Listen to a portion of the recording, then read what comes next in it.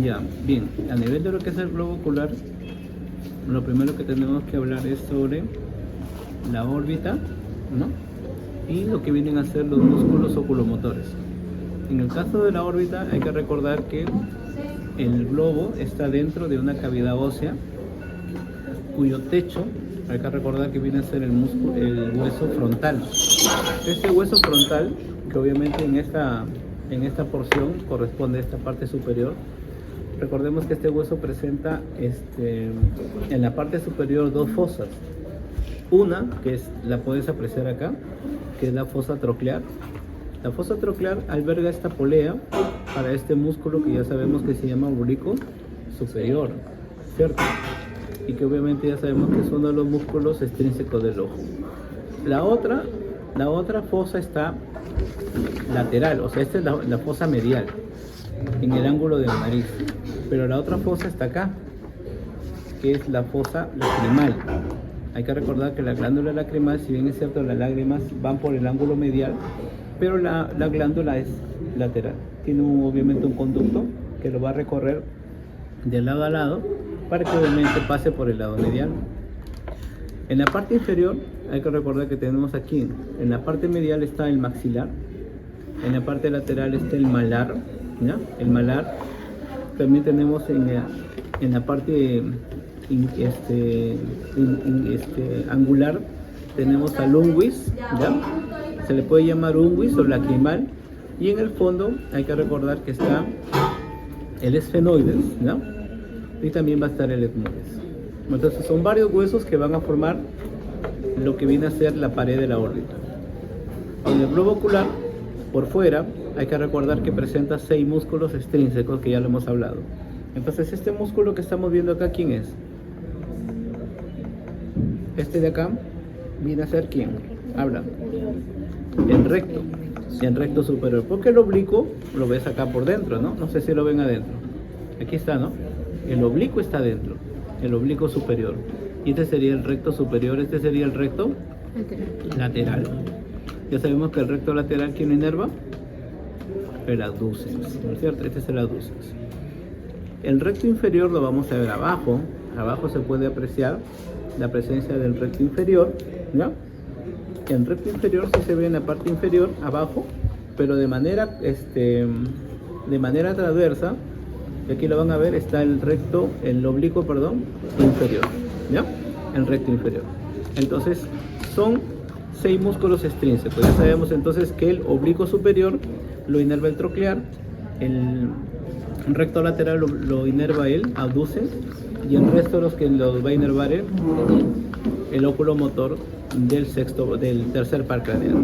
Bien, ahora, este globo ocular, recordemos que por dentro acá hay un parénquima de relleno, obviamente es un tejido conectivo que va a mantener al globo ocular obviamente en su ubicación.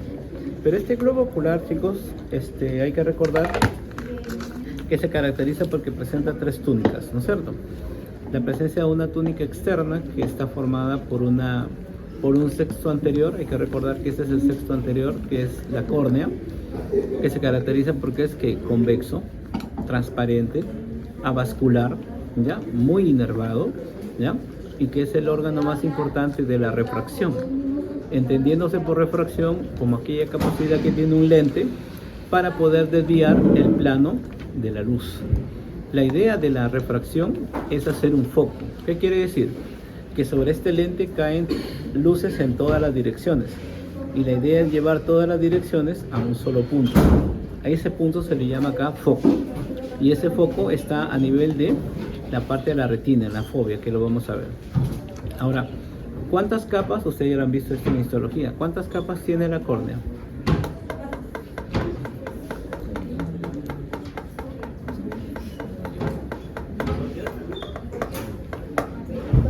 Vean cuántas capas tiene la retina histológicamente, ¿ya? Pero te decía, su principal propiedad viene a ser la refracción. Ahora, en la parte posterior está la esclerótica, que como vemos es opaca, transparente, blanquecina, y esta va a tener 2 partes, ¿ya? Va a tener una parte anterior Esta parte anterior, chicos, es la que está revestida por la conjuntiva, ¿ya? Va a estar revestida en este caso por la conjuntiva. Y la parte posterior va a estar revestida por lo que se llama la cápsula de Tenon. En esta cápsula de Tenon se van a insertar los músculos oculomotores.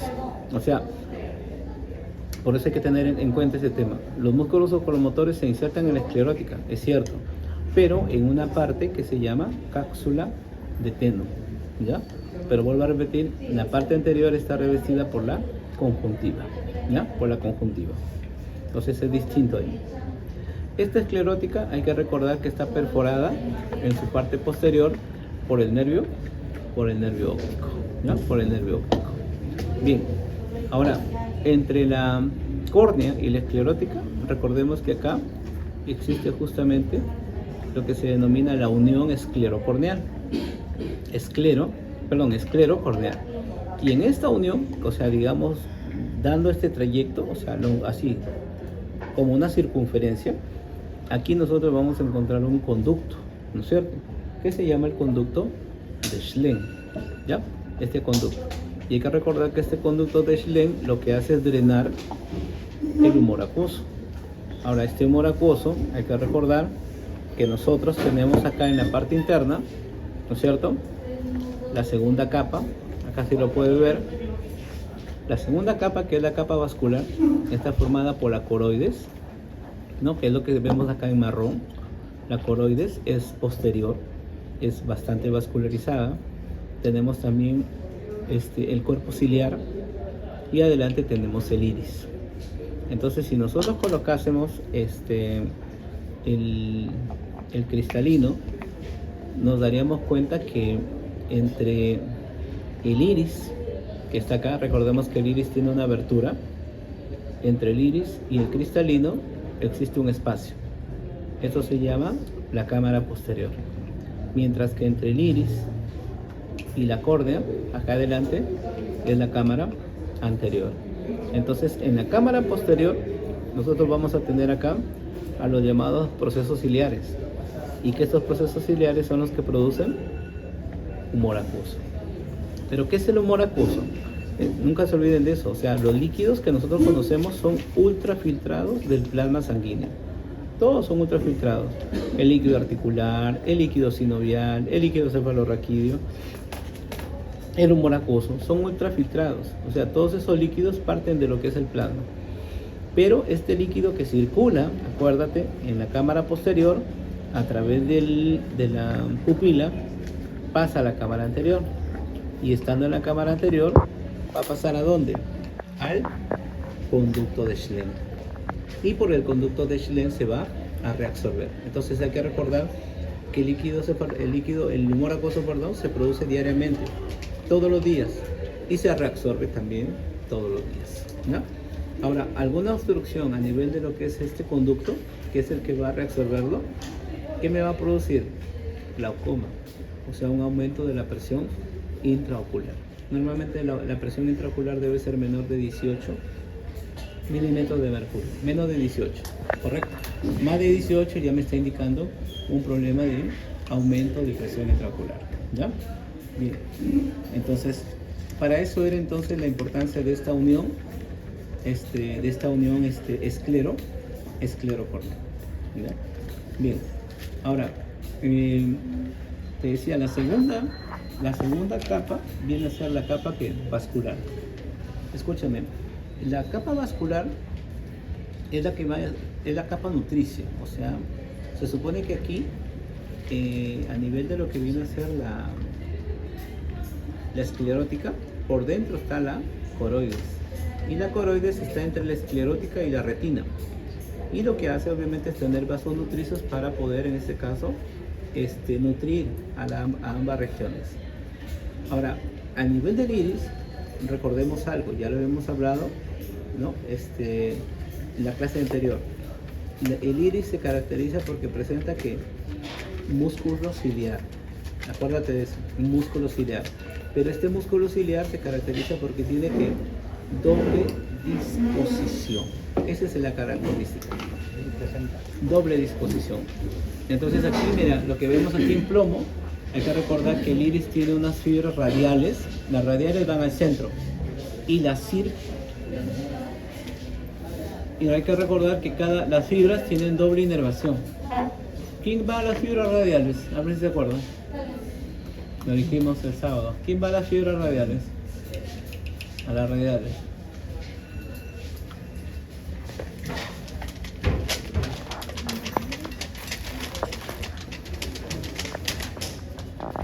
El sistema nervioso simpático. ¿Qué produce? La miosis. Midriasis. Midriasis. O sea, un aumento del diámetro pupilar. ¿Y quién va a las fibras circulares? El parasimpático. Realizando la función de la Pero parasimpático, ¿cuál? Vamos. Acabamos de dar el examen, está fresco. ¿Quién llega ahí?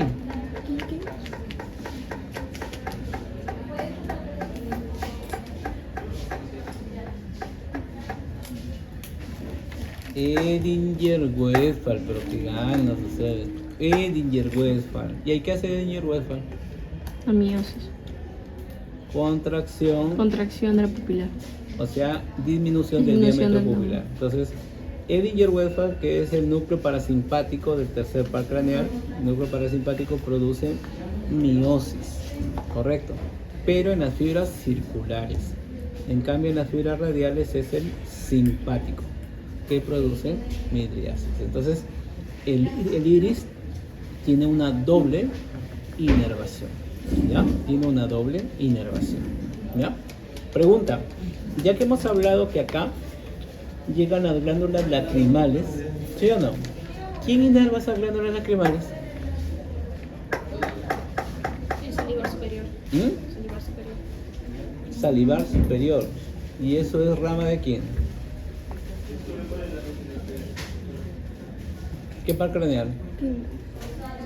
El trigémino. El séptimo. Séptimo. Salivar superior es el séptimo. ¿Ya? Bien.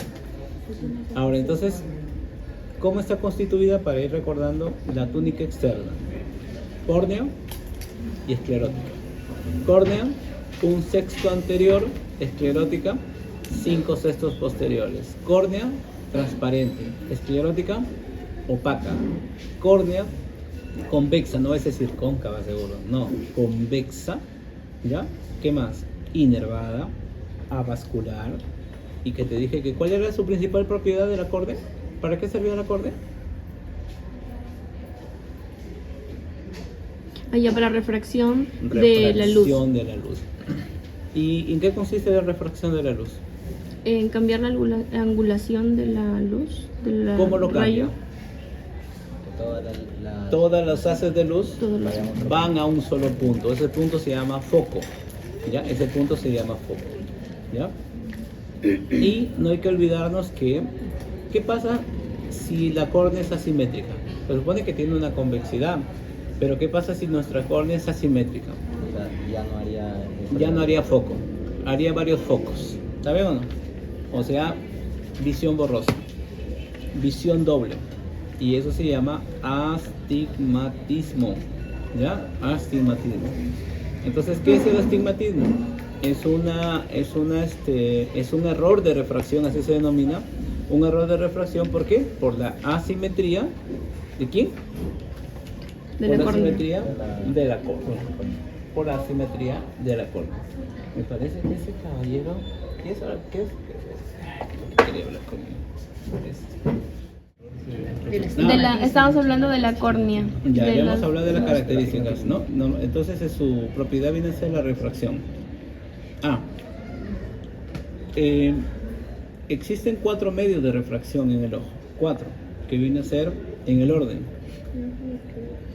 la córnea, el humor acuoso, el cristalino y el cuerpo vítreo. Son los 4 elementos de refracción, de los cuales el más importante es la córnea. El cristalino. Córnea, humor acuoso, cristalino y cuerpo vítreo. Ahora trata de averiguarte cuánto es el índice de refracción. Uno, tengo que saber dos cosas. ¿Cuándo es el índice de refracción del ojo? ¿Y cuándo es el índice de refracción de la córnea? ¿Correcto? Para que más o menos compares cuánto representa el total. ¿Ya? ¿Cuánto es el índice de refracción? Porque en función al índice de refracción, ustedes van a poder entender por qué esas unidades de medida. Recuerden que cuando ustedes, acá veo varios que usan lentes, ¿no? Por X problema de refracción, y cada uno tiene una medida. Recuerden que las medidas del índice de refracción se llaman dioptrías. Dioptrías. Dice, doctor, tengo 1.5 que dioptrías. ¿Ya? Esa es la unidad de medida del índice de refracción.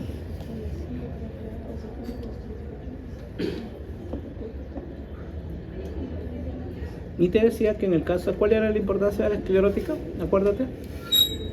Recuerden que la esclerótica se caracterizaba por dos cosas, que su parte anterior estaba revestida por la conjuntiva. No olviden que la conjuntiva es una membrana que reviste el blanco del ojo, más no la córnea. ¿Correcto? Pero no toda la esclerótica, sino una parte, porque si ustedes hicieran esto, ¿no? Y metieran el dedo hasta atrás, ¿no? Son capaces, ¿no? Va a chocar porque tiene un fondo de saco. Entonces, la conjuntiva reviste una parte, pero la parte posterior es por la cápsula de Tenon. Y en esa cápsula que te he dicho, ¿quién se va a insertar? Los músculos oculomotores, ¿no? Los músculos oculomotores. La importancia entonces de la esclerótica. Bien, ¿qué otra cosa más? No hay que olvidarnos de un detalle. En el globo ocular, nosotros vamos a tener lo que se llama el diámetro anteroposterior. O sea, si nosotros medimos, miren acá, de esta de acá, desde el ¿cómo se llama? Desde el punto de mayor convexidad, ¿saben o no? De la córnea hasta el nervio óptico, ¿me parece? Esto de acá, ¿no? Eso se va a llamar diámetro anteroposterior. ¿Cuál es el detalle? Que el diámetro anteroposterior se ve afectado, eso ya está determinado, se ve afectado por la temprana exposición del niño a lo que es la luz solar. O sea, después, ahí viene el tema, después del nacimiento, esto tiende a crecer. Pero ¿cuándo se detiene el crecimiento? Cuando el niño hace labores recreativas a la exposición solar. Quiere decir entonces que si tenemos un niño de casa, con tablet todo el santo día, no conoce el sol ni siquiera, quiere decir entonces que este globo ocular va a tender a crecer más. Y ya sabemos que si este diámetro anteroposterior aumenta, entonces la distancia que va a tener, ¿no es cierto?, el haz de luz para llegar a la retina es mayor. Entonces esos niños van a hacer miopía. Entonces la miopía tiene como un factor de riesgo que este diámetro aumente. ¿Entiendes? Por eso es la importancia de la exposición, ¿no?, de estas actividades recreativas de los niños en edad, en este caso preescolar, ¿ya? Para detener este crecimiento, ¿ya? Detener este crecimiento. O sea, en la radiación solar o de la luz exposición de las pantallas hace que crezca. No, la idea de estar a la exposición solar es de que esto se detenga. Que de no quedarse en casa, no. Porque si me pongo la ventanita con el sol y con mi tablet acá, no. La idea es hacer actividades, ¿no? Claro. Recreativas a la vez. Bien, ya. ¿Cuál era la segunda túnica que habíamos hablado? La segunda túnica era la túnica vascular. Esta es la primera. Miren, ¿qué hay debajo de la esclerótica? La coroides. Que como vemos acá, está formado por una membrana de vasos, ¿no? Es toda una red de vasos que va a nutrir tanto a la parte externa como a la parte interna, ¿correcto? Pero esta red, en la parte media, como dije yo, se va a formar el cuerpo ciliar y también el iris. Y hay que recordar que el iris, su función ¿cuál es? Regular la entrada de luz. Pero lo hace a través de ¿qué?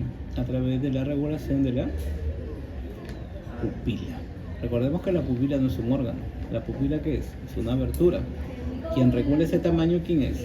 El iris. ¿Correcto? El iris. Otra cosa importante está en que este cuerpo ciliar, acuérdate, tiene unas fibras. se llama la zónula de zinc. Zinc con Z y con doble N. ¿Y para qué sirven esas fibras? Para poder sostener al cristalino. Correcto, entonces estas fibras que están en medio, que son circulares, las sostiene o van a sostener a este lente. Correcto. A propósito de este lente, ¿por qué se caracteriza? Pregunta, ¿bicóncavo o biconvexo? Por la forma. Biconvexo. Biconvexo. ¿Estamos de acuerdo? Biconvexo. ¿Por qué está constituido? ¿De qué está hecho? De proteínas elásticas y transparentes. De eso está hecho. Pero hay que recordar que esa elasticidad y esa transparencia empieza a cambiar con la edad. ¿Correcto? Quiere decir entonces que la elasticidad se va a perder. Y cuando la elasticidad se pierde, la persona, acuérdate de algo, o sea, cuando tú tienes un libro, ¿no? El tema a veces de descubrir los procesos oculares es cuando uno ya empieza a hacer lecturas más seguidas o a ciertas distancias, ¿no? Por ejemplo, yo en mi caso, ¿no? Yo siempre, cuando he conversado en mi casa, me dicen, ¿no? Oye, ¿tú qué ves? ¿Qué dice allá? Entonces yo me siento feliz, pero no, yo veo de lejos, espectacular, pues no. El problema es de cerca. ¿Entiendes? Entonces, yo tengo hipermetropía. Entonces, he ahí el detalle, ¿no? En cambio la miopía es un poquito, digamos, como a temprana edad el niño lo identifica rápidamente, ¿no? Que se siente adelante, ¿no? El que se lo pones atrás no ve. Entonces, se detecta tempranamente, pero la hipermetropía no. Entonces, por ahí que a veces ya vienen los problemas. Pero te decía que el ojo tiene esta capacidad de acomodación, es decir, este diámetro se puede modificar. ¿Y de qué depende? De la distancia. O sea, tú puedes estar leyendo algo lejos, pero si a ti te lo acerca, ¿estamos de acuerdo? Tu ojo se demora milisegundos para enfocarlo, pero igual lo vas a ver. Pero eso es obviamente a temprana edad. Pero a medida, vuelvo a repetir, que pasa eso, la persona ya no tiene esa capacidad de poder enfocar a diferentes distancias. Lo que quiere decir entonces que llega un momento en que tiene que tener una distancia mínima para ver. No le das una carta, la clásica carta, y está así, y hace esto. Entonces esa persona ya perdió su elasticidad. Eso se llama presbicia, ¿no? La presbicia es la pérdida de la elasticidad. Pero cuando la persona es diabético, es siempre el problema de siempre, ¿no? Es diabético, ¿qué pasa? Que este lente se va volviendo blanco y se va volviendo una catarata. Entonces la opacidad del cristalino se llama catarata. Una cosa es opacidad y otra cosa es pérdida de la elasticidad. Los dos problemas se dan en el cristalino, pero no es igual. Perder la elasticidad no es lo mismo que perder la... ¿no? ¿Ah? La opacidad.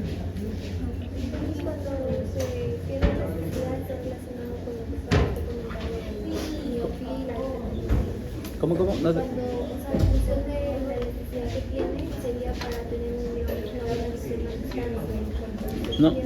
No, el de acá tiene que ver con el enfoque nada más. Con el enfoque, o sea, se acentúa más. Una persona con miopía va a acentuar más su problema si ya tiene aparte catarata. Pero ahora hay cirugías, como han visto, donde se coloca un lente artificial y se acaba el problema. O sea, ¿no? que sacan tu cristalino natural y te ponen un lente. Como un lentecito. No más.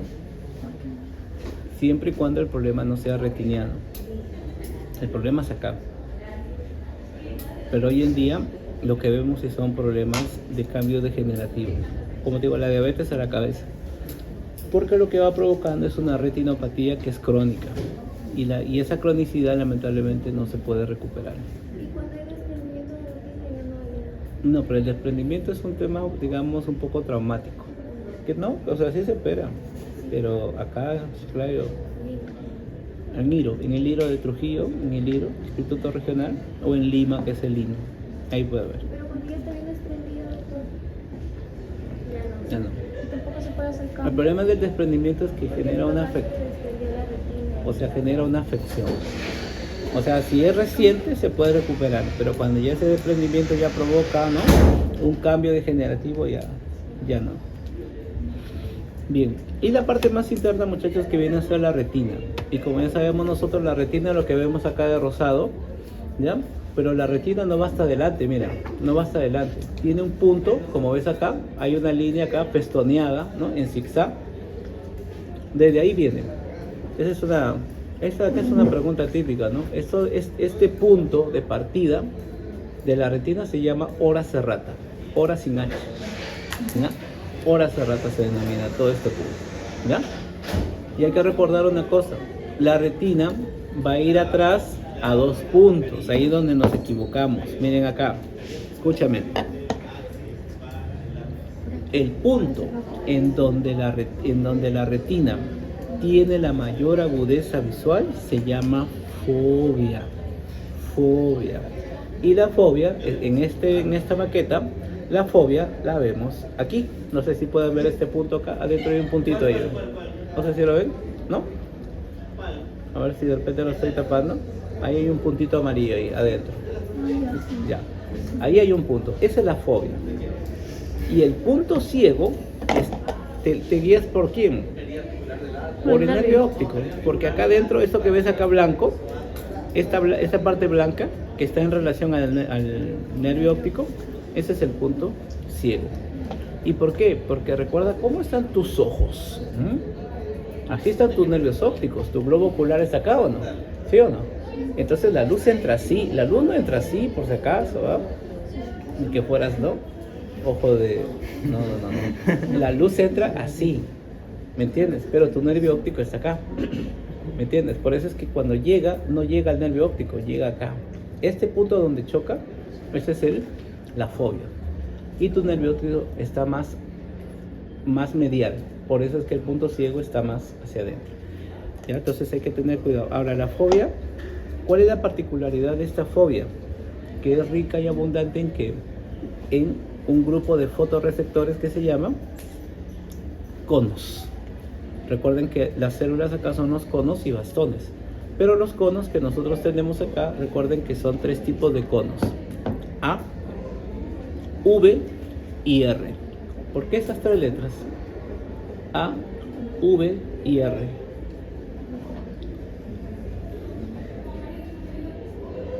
Son los 3 colores básicos, ¿sí? Entonces, Amarillo, verde. ahora, obviamente de esa combinación, ¿ya? Me van a originar lo demás. Escúchame. El detalle de esto, un poco para que me entiendas, es que el cono V y el cono R, que es del verde y el rojo, están ligados al cromosoma X. Quiere decir entonces que si existe una patología a nivel de esos cromosomas, es ligado al cromosoma X, pero hay que recordar que en las enfermedades ligadas al cromosoma X, la mujer es portadora, porque para que la mujer la padezca deben estar afectados los 2 cromosomas. En cambio el hombre no, el hombre como tiene uno solo, el hombre sí es enfermo. Bueno, hace la enfermedad. El hombre hace la enfermedad, pero la mujer es la portadora, ¿no es cierto? Y el ejemplo típico de esto es el daltonismo, pues. El daltonismo hay que recordar que es una enfermedad donde la persona tiene incapacidad de diferenciar el verde y el rojo, ¿no es cierto? Y es ligado al cromosoma X, ¿ya? Pero es justamente por eso, porque los 2 cromosomas, los 2 tipos de conos se codifican en el mismo cromosoma X, ¿ya? Por si acaso. Bien, ya, ahora, esto es, como te decía, respecto a lo que viene a ser el globo ocular. Entonces, ahora, algo que me olvidaba. Otra cosa para que me entiendas. O sea, imagínate toda la mesa. Toda la mesa es la retina. La palabra fobia significa depresión. O sea, el lavatorio, ¿estamos de acuerdo o no? Es la depresión, esa es la fobia. Pero dentro de ese lavatorio hay un punto donde está la mayor parte de conos. Ese punto que está dentro de la fobia se llama mácula. ¿Estamos de acuerdo? O sea, la palabra exacta es ¿cuál es el punto de mayor agudeza visual? La mácula. ¿Y dónde está la mácula, doctor? En la retina. ¿Pero en qué parte de la retina? Dentro de la fobia. ¿Correcto? O sea, la fobia es la parte, digamos, anatómica por donde yo me guío, porque sé que es una depresión. Pero no es exactamente la fobia, sino la mácula. ¿Ya? Sino en este caso la mácula. Bien. Entonces esto, chicos, es respecto a lo que viene a ser el tema del globo ocular. No es complicado. Y ahora vamos a ver el tema de hoy, oído. Hay que recordar que, bueno, en el caso del oído, primero lo que tenemos que hacer es estudiar, bueno, son 3 regiones que viene a ser lo que es el oído externo. Y en el oído externo lo primero que tenemos acá que es el pabellón. Pero el pabellón tiene 2 caras, cuidado. Esta cara que te está mirando es la cara que lateral y la que está detrás, cara medial. ¿Estamos de acuerdo? La vez pasada les había hecho un poco esta aclaración, que la cara lateral, perdón, la cara medial se caracterizaba porque era rica en ¿qué? En glándulas sudoríparas, mientras que la cara lateral es rica en ¿qué? En glándulas sebáceas. Esta cara que estamos viendo acá se caracteriza ¿por qué? Porque presenta que cartílagos, pero hay una parte del pabellón que no tiene cartílagos. ¿Cuál es? ¿Qué parte de tu pabellón no tiene cartílago? Parte baja. La El parte inferior. lóbulo. El lóbulo. Ahora, acuérdate que acá ¿quién va a estar? El hélix, ¿sí o no? El antihélix. Y abajo ¿quién va a estar? El trago y el antitrago, ¿no es cierto? Ahora, esta parte que ves acá, esta entrada que ves acá, eso es lo que se llama la concha auricular. No te olvides. Entonces, cuando uno habla de hélice, antihélice, habla de la parte cartilaginosa. Tenemos piel, tenemos músculos, por si acaso. Aquí hay nervios en esta región, hay arterias. La auricular posterior, por ejemplo, va a estar acá dentro de lo que es la inervación. Hay músculos también, ¿sí? Hay músculos acá. Entonces, todo este conjunto, que es el conducto auditivo, hay que recordar que su función es la captación de ondas sonoras. Ahora, por dentro, ¿qué vamos a encontrar, chicos? Acá. Y esto sí lo tienen que saber bien. Por dentro vamos a encontrar aquí al conducto auditivo externo. Este conducto auditivo, pregunta típica, tiene 6 paredes. ¿Cómo se llama la pared lateral? Ya te lo he dicho. ¿Cómo se llama esta entrada? Te lo he dicho. Concha auricular. Esa es la pared lateral. La pared medial te está mirando, la más conocida.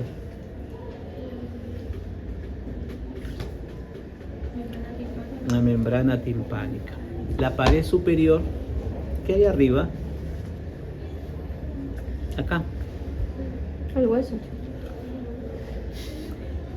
Sí, pero o sea, aquí si te das cuenta, o sea, aunque no creas, aquí ya estamos en la parte de lo que es la parte craneal. Esto se llama fosa craneal media. Fosa craneal media. Ya límite, ya ando tomando nota, límite lateral, límite medial, límite superior. ¿Quién está en el límite inferior? Mira acá, ¿qué es esto? Mira el colorcito. Glándula parótida. Glándula parótida. ¿Está bien? Límite anterior. ¿Quién está adelante? La concha auricular. No. No. Acá adelante. ¿Un hueso temporal? Tócate. Habla. Por algo te estoy diciendo. Tócate, habla. Hola, hola, hola, hola. Articulación temporomandibular. Articulación temporomandibular. ¿Y atrás qué tienes atrás? Tócate atrás, atrás, ¿qué hay? El occipital. No. ¿Qué hay atrás? Atrás de tu pabellón, ¿qué hay atrás? Articulación. Vamos, vamos.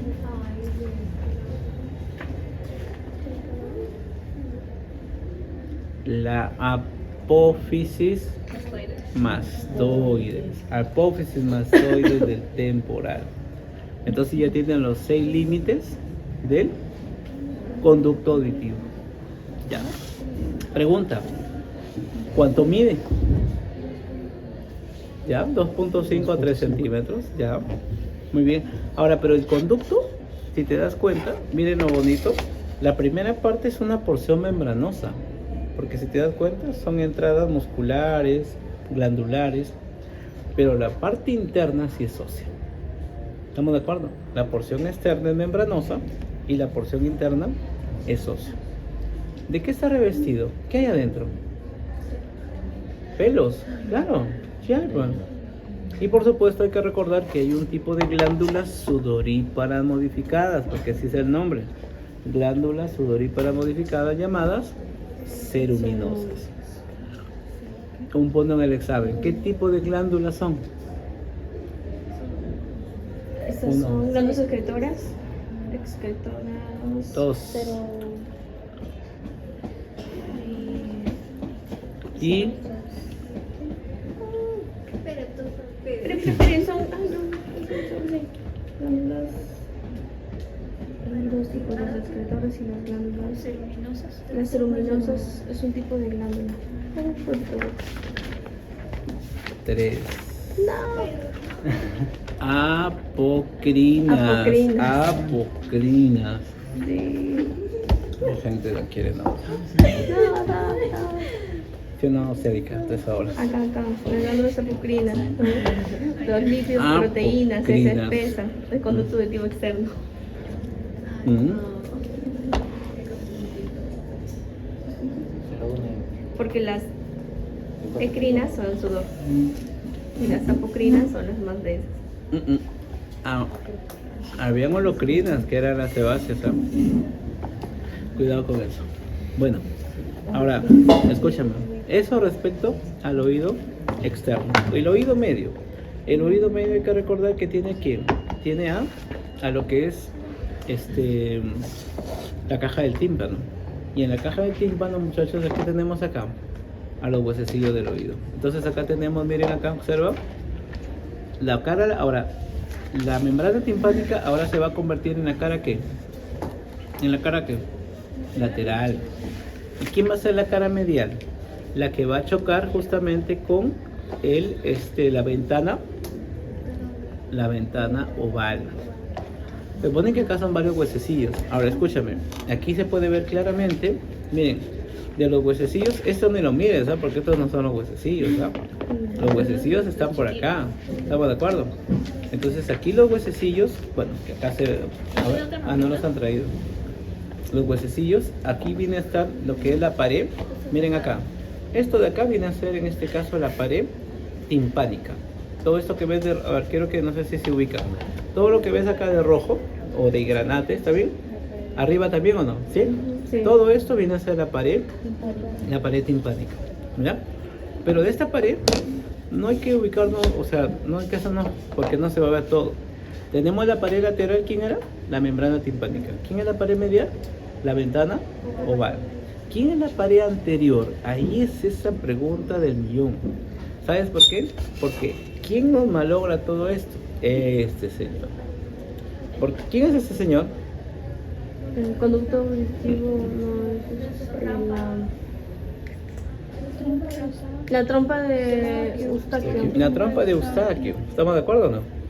Pero la trompa de Eustaquio, muchachos, no se encuentra en la cara, porque yo lo veo abajo. La trompa de Eustaquio no está en la cara inferior, está en la cara anterior. O sea, en realidad este conducto debe ser hacia allá. ¿Estamos de acuerdo? El conducto debe ser así, cara anterior. Y acá yo lo veo como cara inferior, por si acaso, ¿ya? El techo, fácil, porque el techo va a estar en relación aquí en el martillo, ¿ya? Y la parte posterior es apófisis, que más mastoides, por si acaso, ¿no? Ya, entonces lo voy pasando de una vez para que vayan viendo ese tema. A ver,